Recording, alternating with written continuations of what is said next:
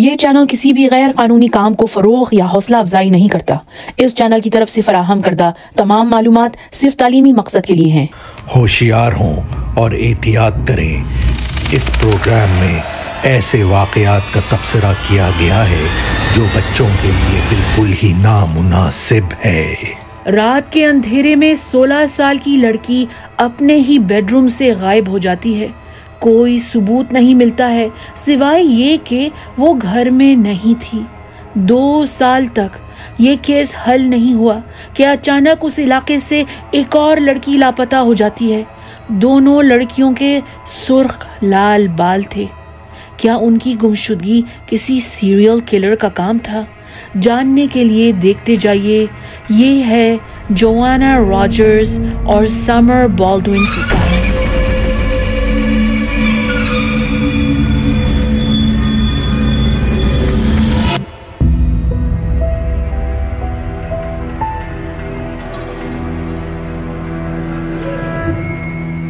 तेरह सितंबर 2005 अमरीकी रियासत टेक्सास के शहर लबक में आम तौर की तरह सख्त गर्मी का दिन था।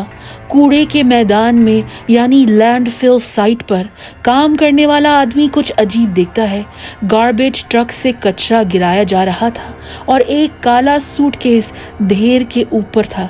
सूटकेस नया लग रहा था और खाली नहीं था।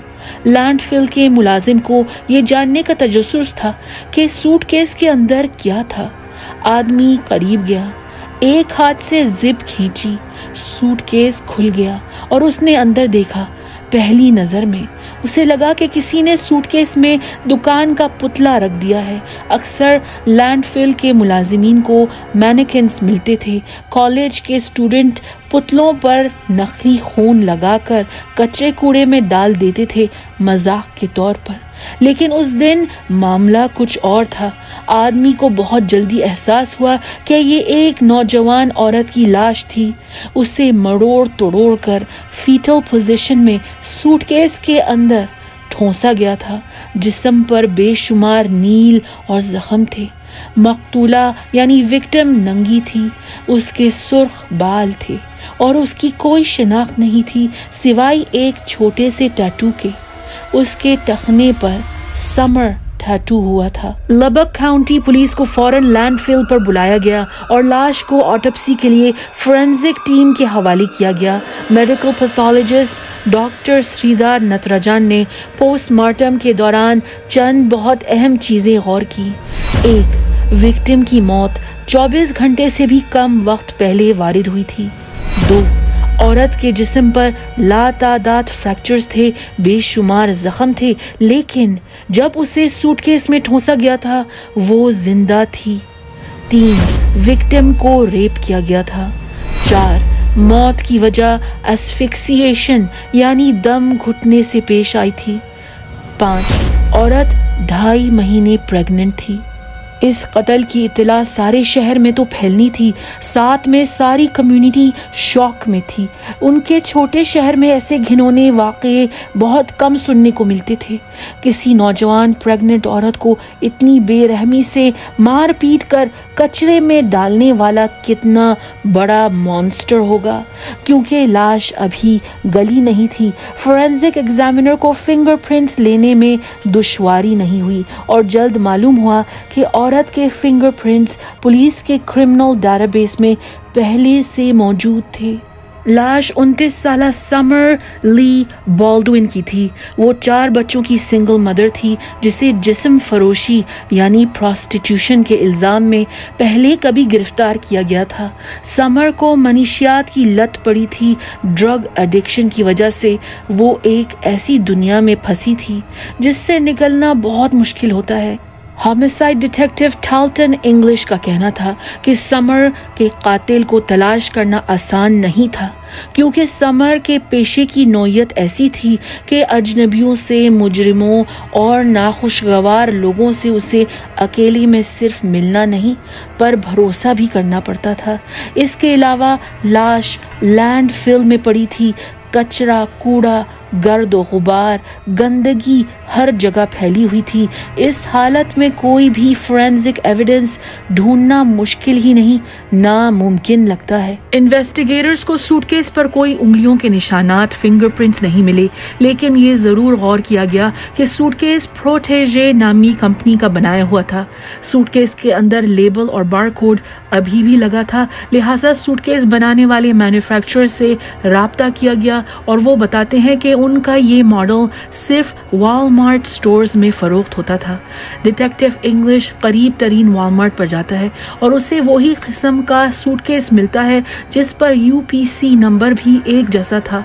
वॉलमार्ट में मौजूद मुलाजिमीन डिटेक्टिव को बताते हैं कि उनके कंप्यूटर सिस्टम में इस यूपीसी नंबर के जरिए वो किसी भी खरीदारी को ट्रैक कर सकते थे। चंद मिनटों में डिटेक्टिव को मालूम हुआ कि जिस दिन समर को कत्ल किया गया था उसी दिन ऐसा सूटकेस सुबह के 3:30 बजे खरीदा गया था। वॉलमार्ट के ट्रैकिंग सिस्टम ने यह भी दिखाया कि सूटकेस खरीदने वाले ने कुछ और भी खरीदा था। पार्किंग लॉट की सीसीटीवी फुटेज में उसकी गाड़ी की निशानदेही की गई। वो एक लाल रंग का पिकअप ट्रक चला रहा था। डिटेक्टिव्स वॉलमार्ट के सर्वेलेंस कैमरों को चेक करते हैं। वीडियो में सुबह के 3:24 पर एक आदमी हरी शर्ट और सफेद शॉर्ट्स पहने हुए दुकान में दाखिल होते हुए नजर आता है। वो शख्स हिस्पानुई दिखाई दे रहा था। वो तकरीबन 6 फुट लंबा था, चौड़ा, सेहतमंद था। उसकी उम्र शायद 25-30 साल के दरमियान थी। इन्वेस्टिगेटर्स ने सर्वेलेंस फुटेज में देखा कि 3:30 बजे उसने सूटकेस और लेटेक्स दस्ताने क्रेडिट कार्ड से खरीदे। क्रेडिट कार्ड पर रोसेंडो रोड्रिगेज नाम लिखा था। क्रेडिट कार्ड कंपनी से राब्ता किया गया और उनके रिकॉर्ड से पता चला कि वॉलमार्ट में खरीदारी के चंद मिनट बाद ये क्रेडिट कार्ड एक गैस स्टेशन पर पेट्रोल खरीदने के लिए इस्तेमाल किया गया था।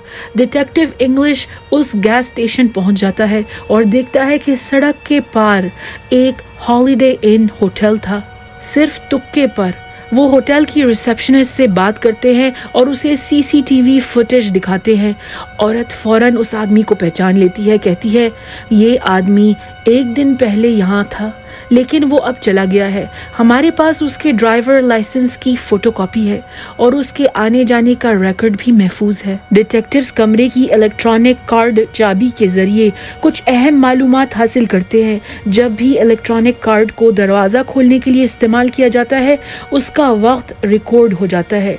इंकशाफ हुआ कि रोसेंडो रोड्रिगेज 3:46 को होटल के कमरे में दाखिल हुआ था। सूटकेस खरीदने के तकरीबन 15 मिनट बाद फोरेंसिक टीम होटल के कमरे की तलाशी लेते हैं। देखते हैं कि कालीन पर, बिस्तर पर, चादरों पर खून के निशानात थे। कमरे के बाहर गली में एक कचरे के डब्बे के अंदर उन्हें हॉलिडे इन का प्लास्टिक बैग मिला जिसके अंदर एक वॉलमार्ट की थैली थी। थैली में लेटेक्स के 2 दस्ताने थे जिन्हें DNA टेस्टिंग के लिए भेजा गया। इसके बाद डिटेक्टिव्स मालूम करते हैं कि रोसेंडो रोड्रिगेज कौन था। रोसेंडो ने टेक्सास टेक में तालीम हासिल की थी और वो सैन एंटोनियो का रहने वाला था। वो US मरीन कोर फोर्सेस के लिए रिजर्विस्ट था और हर महीने ट्रेनिंग के लिए उसका लुबक आना जाना था। जाहिर सी बात है रोसेंडो का पहले से कोई मुजरमाना रिकॉर्ड नहीं था, क्रिमिनल रिकॉर्ड नहीं था, क्योंकि फौज में भर्ती होने से पहले इस बात की चेकिंग जरूर होती है। पुलिस अफसरान जानते थे कि उन्हें रोसेंडो रोड्रिगेज को तलाश करना बहुत जरूरी था क्योंकि उसके मेक्सिको में काफी रिश्तेदार रहते थे और वो आसानी से वहां फरार होकर छुप सकता था। सबसे पहले डिटेक्टिव्स रोसेंडो के cell phone records phone company से मांगते हैं और चेक करते हैं। देखते हैं कि रोसेंडो ने समर की लाश ठिकाने लगाने के चंद घंटे बाद बस का टिकट खरीदा था। बस में सवार होकर उसने अपनी सेल्फी खींची थी। रोसेंडो ने वही हरी शर्ट पहनी हुई थी। फिर उसने तस्वीर अपनी गर्लफ्रेंड को इस SMS के साथ भेजी, I am on my way back to San Antonio. मैं सैन एंटोनियो के वापसी के रास्ते पर हूँ। स्वाट टीम और डिटेक्टिव्स सैन एंटोनियो में रोसेंडो रोड्रिगेज के वालिदैन के घर छापा मारते हैं जहां 25 साला रोसेंडो अपने कंप्यूटर पर लड़कियों से चैटिंग करते हुए पकड़ा जाता है। गिरफ्तारी के बाद पूछगछ के दौरान उससे समर बॉल्डविन के बारे में सवाल किया जाता है। वो कहता है, मैं किसी समर को नहीं जानता, मेरा हक है कि मुझे वकील दिया जाए। वकील को फोन करने के बाद उसने बात करने से इनकार कर दिया, लेकिन फोरेंसिक सबूत जो लेटेक्स दस्ताने पर पाए गए थे सिर्फ रोसेंडो पर इशारा कर रहे थे। लेटेक्स के दस्तानों पर अंदर से और बाहर से डीएनए कलेक्ट किया गया। बाहर समर बॉल्डविन का डीएनए पाया गया और लेटेक्स ग्लव्स के अंदर समर का तो डीएनए था, उसके साथ रोसेंडो रोड्रिगेज का भी डीएनए शामिल था। और तो और रोसेंडो का डीएनए समर के रेप टेस्ट के डीएनए से मैच किया गया। रोसेंडो के कमरे से ये चीजें बरामद हुई: लबॉक से सैन अंटोनियो का बस टिकट, किराए के लाल ट्रक के कागजात और वॉलमार्ट के सीसीटीवी फुटेज में नजर आने वाली हरी शर्ट। कोई शक बाकी नहीं था, रोसेंडो रोड्रिगेज ही समर बॉल्डविन का कातिल था। ये मामला काफी सीधा साधा लगता था, लेकिन एहतियात के तौर पर इन्वेस्टिगेटर्स रोसेंडो के कंप्यूटर को फोरेंसिक आईटी एनालिस्ट के पास भेजते हैं। रोसेंडो के कंप्यूटर का जायजा लेते हुए एक बात फौरन समझ में आती है, वो सारा फारिग वक्त इंटरनेट पर लड़कियों से चैट करता था, जिनसी ताल्लुक के लिए मिलना चाहता था। फिर नोट किया जाता है कि जब से वो अपने वालिदैन के घर लौटा था, उसने समर बॉल्डविन का नाम कई बार गूगल के सर्च इंजन में डाला था। रोसेंडो जानना चाहता था कि क्या समर की गुमशुदगी पब्लिक में आम हुई है, क्या लोग उसे ढूंढ रहे हैं, क्या उस पर अखबार या टीवी पर खबरें बनी हैं। लेकिन गूगल हिस्ट्री में समर के अलावा एक और नाम मौजूद था, जोआना रॉजर्स। जोआना रॉजर्स क्या रोसेंडो का अगला शिकार थी या जोआना पहले की विक्टिम थी? डिटेक्टिव्स जोआना रॉजर्स के बारे में तफ्तीश करते हैं। जोआना एक 16 साला हाई स्कूल की स्टूडेंट थी जो 18 महीनों से लापता थी। जोआना अपने वालिदैन बाप जो बिल और माँ कैथी की लाडली बेटी थी। उसे थिएटर में अदाकारी एक्टिंग का शौक था। वो डांसिंग में दिलचस्पी रखती थी और स्कूल की डिबेट टीम में हिस्सा लेती थी। 4 मई 2004 की रात को वो अपनी ड्यूटी एक सैंडविच शॉप में ख़त्म करके घर लौटी थी। उसने वालिदैन को शब बखैर कहा और अपने कमरे में सोने चली गई थी।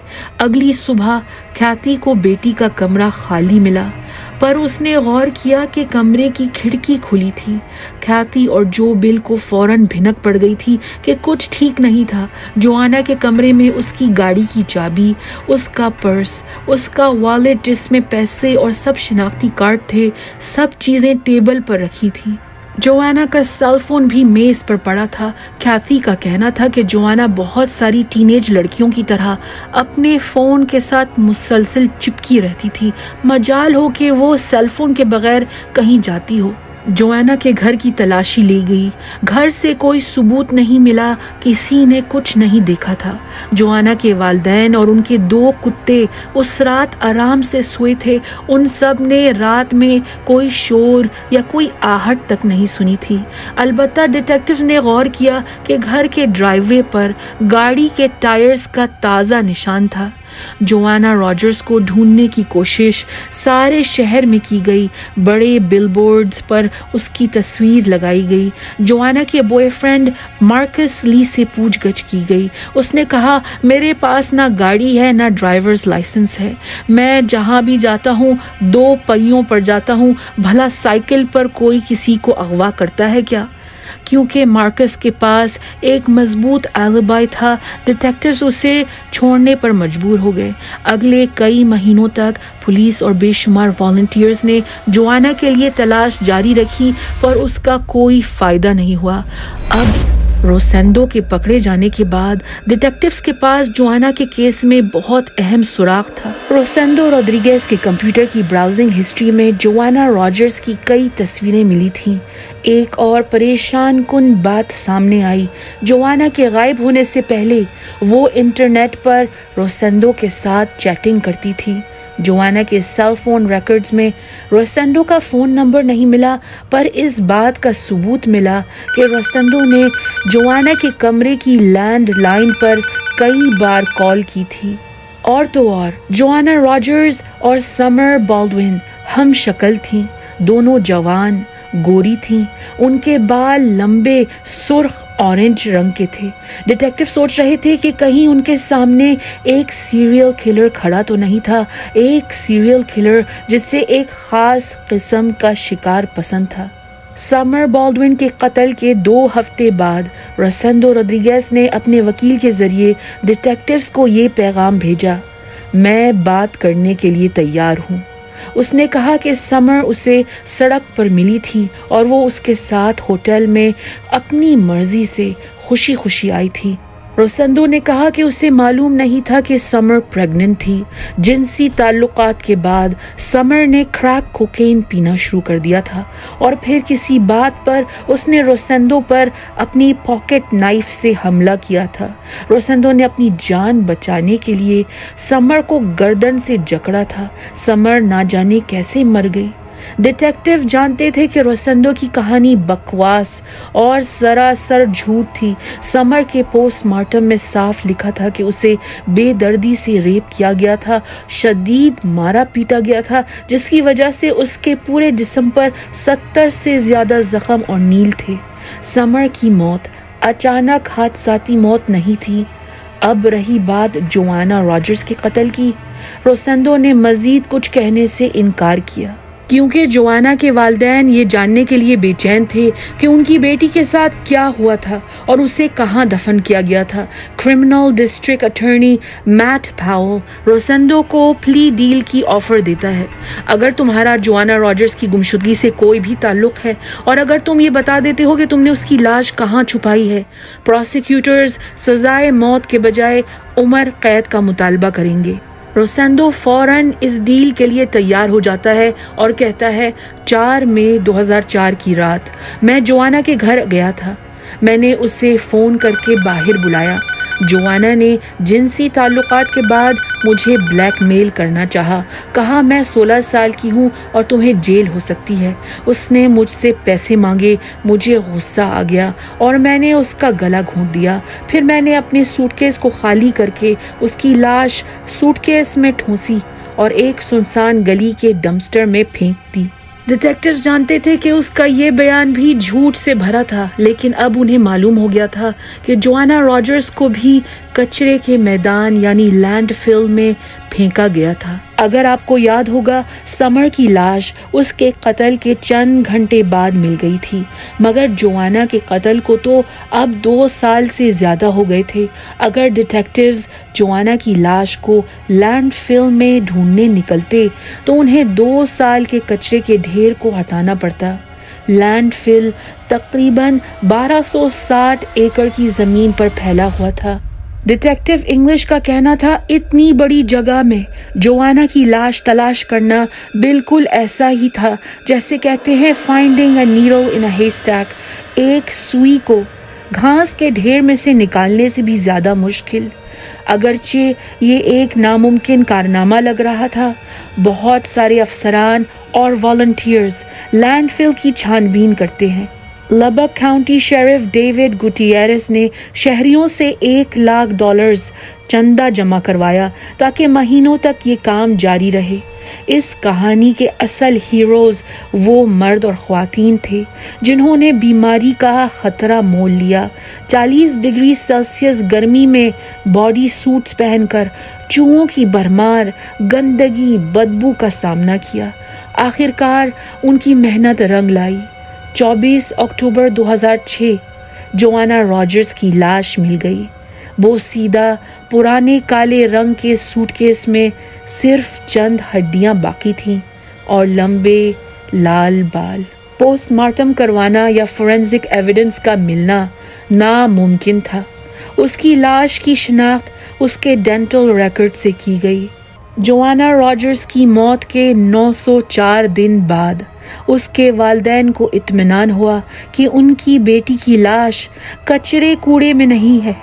उन्होंने बहुत प्यार से जोआना के लिए मकबरा चुना और उसे सिटी ऑफ लबक सेमेट्री में दफनाया है। कोर्ट का सामना करने से पहले रोसेंडो ने अपना बयान वापस ले लिया। उसने एतराफ़ जुर्म से इनकार कर लिया, जिसकी वजह से प्ली डील की ऑफर उससे छीन ली गई। वो सजाए मौत का हकदार था। सन 2008 में रोसेंडो का केस अदालत में पेश किया गया। जूरी को रोसेंडो की वो सेल्फी दिखाई गई जो उसने समर बॉल्डविन को कत्ल करने के चंद घंटे बाद खींची थी। तस्वीर में वो आराम से मुस्कुरा रहा था। इस तस्वीर से उसकी बेरहम संगदिल जानवर से बदतर फितरत जाहिर हुई। वो ऐसे मुस्कुरा रहा था जैसे उसने एक प्रेग्नेंट औरत को कत्ल करके कचरे की तरह डंपस्टर में फेंका ही नहीं था। प्रोसिक्यूटर्स का कहना था कि अगर रोसेंडो उस दिन पकड़ा नहीं जाता तो उससे रोकने वाला कोई नहीं होता। कोई शक नहीं था कि वो एक सीरियल किलर बन जाता। अप्रैल 2008 रोसेंडो रोड्रिगेज को समर बॉल्डविन के कत्ल का मुजरिम करार दिया गया और मौत की सजा सुनाई गई। रोसेंडो ने इस फैसले को कई सालों तक यूएस सुप्रीम कोर्ट में अपील किया, लेकिन वो नाकाम रहा। 27 मार्च 2018 शाम के 6:46 38 साला रोसेंडो रोड्रिगेज को लीथल इंजेक्शन के जरिए मौत के घाट उतारा गया। जो बिल रॉजर्स, जोआना का बाप, एग्जीक्यूशन के मौके पर मौजूद था, उसने मीडिया को ये बयान दिया। हम खुश हैं कि ये किस्सा आज ख़त्म हो गया है। रोड्रिगेज ने एक बार भी माफ़ी नहीं मांगी और अगर वो नदामत का इजहार भी करता वो बेमायने होता, क्योंकि उसे सिर्फ अपनी फिक्र थी। दोस्तों, ये थी जोआना रॉजर्स और समर बॉल्डविन की कहानी। हमारे चैनल को सपोर्ट करिए और महफूज रहिए। अगर आपको ये वीडियो पसंद आई है तो लाइक, शेयर और सब्सक्राइब करना भूलिएगा मत, वरना